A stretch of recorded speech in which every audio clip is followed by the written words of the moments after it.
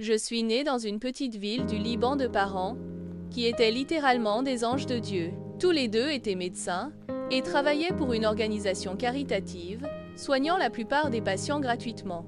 Nous n'étions donc évidemment pas riches, mais nous étions heureux.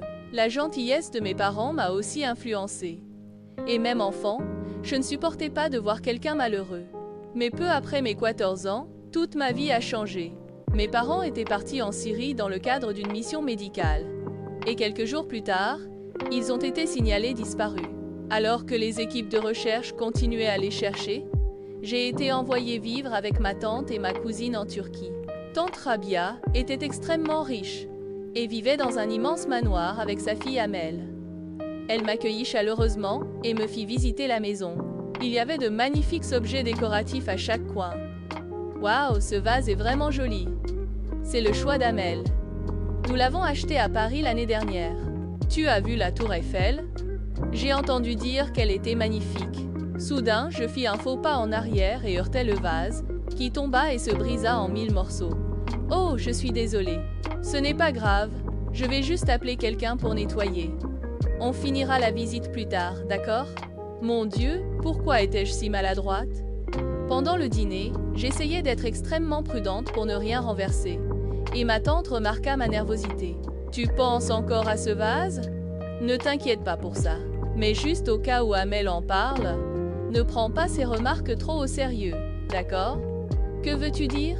Eh bien, elle a bon cœur, mais elle a juste une façon un peu différente d'exprimer ses sentiments. Sache juste que nous sommes toutes les deux très heureuses de t'avoir ici. Je ne comprenais pas bien ce que ma tante voulait dire, et j'étais curieuse de rencontrer cette mystérieuse Amel. Un peu plus tard, ma tante dut s'absenter pour un appel important pendant le dîner. Alors que je rangeais les assiettes, un groupe de filles riant aux éclats fit irruption. L'une d'elles me remarqua et me lança. « Et toi, va chercher quelque chose à boire pour moi et mes amis. » Cette fille devait être Amel. « Salut, je suis Zara et je suis ta... Je ne t'ai pas demandé ton nom si. Va juste me chercher un coca, un thé glacé et un café. Tu sais où est la cuisine, non? » J'acquiesçai et revins avec les boissons des filles. Aucune d'elles ne me remercia, ce qui me sembla étrange. Un peu plus tard, alors que je regardais la télé dans le salon, Amel entra seule, l'air furieux. « Je sais que tu es nouvelle ici. Mais tu es folle? Tu es une domestique ici, pas une invitée. En fait, je ne suis pas la domestique, je suis ta cousine Zara. » Amel parut déconcertée. « Alors, pourquoi tu agissais comme une servante avant? Je ne faisais que répondre à ta demande, c'est tout. » « Mais pourquoi? Tu es du genre à obéir à tout ce qu'on te dit de faire. » « Non, mais tu es ma cousine. Et ça ne me dérangeait pas de t'aider. » Elle me fixa un instant, puis éclata de rire avant de partir. Amel resta figée un instant, sous le choc, puis elle se leva brusquement en renversant sa chaise. « Quoi? » hurla-t-elle. « Tu plaisantes, n'est-ce pas, Mara? » Mais Mara ne plaisantait pas. Il baissa la tête, évitant son regard furieux, avant de tourner les talons et de quitter la pièce sous les regards médusés des invités. Aunt Rabia tenta de calmer la situation. Mais Amel explosa de rage. « C'est ta faute, Zara !» cria-t-elle en se tournant vers moi, les yeux remplis de larmes et de colère. « C'est toi qui l'as ensorcelée avec ton air de sainte nitouche. »« Je n'ai rien fait, balbutiai-je, stupéfaite. » Mais elle ne m'écoutait pas. Elle s'avança vers moi, les poings serrés, prête à en découdre. Avant qu'elle ne puisse aller plus loin, Aunt Rabia l'attrapa fermement par le bras. « Ça suffit, Amel. Tu la défends, après tout ce qu'elle nous a fait? » Elle n'a rien fait du tout. C'est Mara qui a pris sa propre décision. Et tu devrais te demander pourquoi. Amel me foudroya du regard. Puis, sans dire un mot de plus, elle quitta la salle en courant, les larmes coulant sur ses joues. Je restais plantée là, mal à l'aise sous les regards des invités. Certains murmuraient, d'autres détournaient le regard, gênés. Aunt Rabia posa doucement une main sur mon épaule. « Viens avec moi, ma chérie. » Elle m'entraîna dans une pièce plus calme et me fit asseoir sur un canapé moelleux. « Je suis désolée que tu aies dû vivre ça, Zara. Ce n'est pas de ma faute, n'est-ce pas? » murmurai-je. « Bien sûr que non, répondit-elle avec un sourire tendre. Parfois, les choses ne se passent pas comme on le souhaite. Mais ce n'est pas une raison pour accuser les autres. J'hochais la tête. Mais au fond de moi, un sentiment étrange grandissait. Mara, était-il amoureux de moi? Soudain, la porte s'ouvrit lentement, et Mara entra dans la pièce. Zara, je peux te parler? Demanda-t-il, hésitant. Enrabia nous jeta un regard avant de se lever.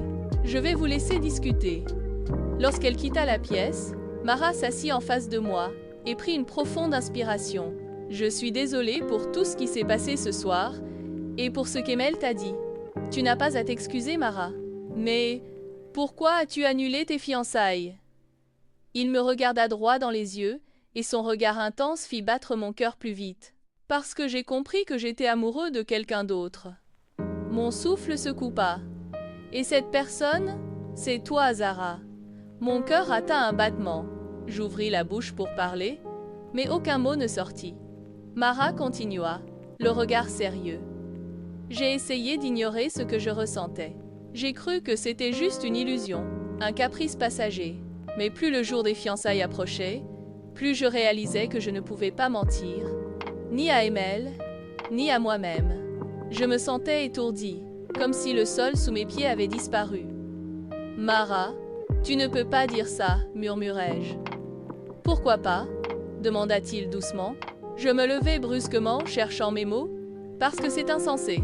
Parce que je ne veux pas être celle qui brise une famille, celle qu'on pointera du doigt en disant « C'est à cause d'elle. Ce n'est pas de ta faute, Zara. » Personne ne choisit qui il aime. Il s'approcha de moi prudemment, comme s'il craignait que je m'enfuis. « Dis-moi juste une chose, murmura-t-il. Est-ce que toi aussi, tu ressens quelque chose pour moi ?» Mon cœur tambourinait si fort que j'avais l'impression qu'il résonnait dans toute la pièce. Oui, j'avais des sentiments pour lui. Depuis longtemps, sans même m'en rendre compte. Mais l'admettre à voix haute, c'était accepter de plonger dans un océan d'incertitude. Je baissais la tête, les poings serrés. Ce que je ressens n'a pas d'importance. Bien sûr que si, insista Mara. Je relevai les yeux et rencontrai les siens, plein d'espoir et de tristesse mêlée. Emel ne me pardonnera jamais, dis-je dans un souffle. Il ferma les yeux un instant avant de hocher lentement la tête. Je sais, mais je préfère affronter sa colère plutôt que de passer ma vie avec un mensonge. Le silence s'installa entre nous. À cet instant précis, nous savions tous les deux que quoi que nous décidions, rien ne serait plus jamais comme avant.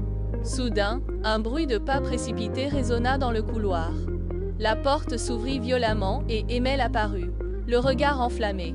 « Je le savais !» cria-t-elle.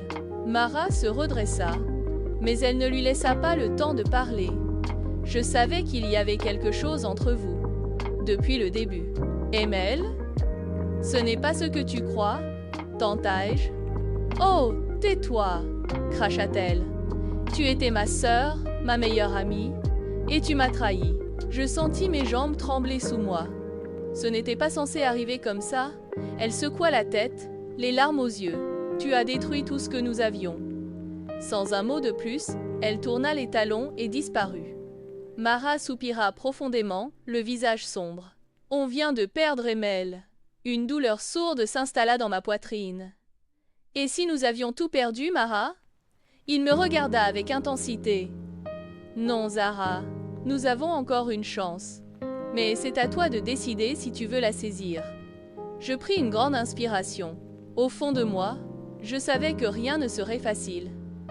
Mais peut-être que l'amour en valait la peine.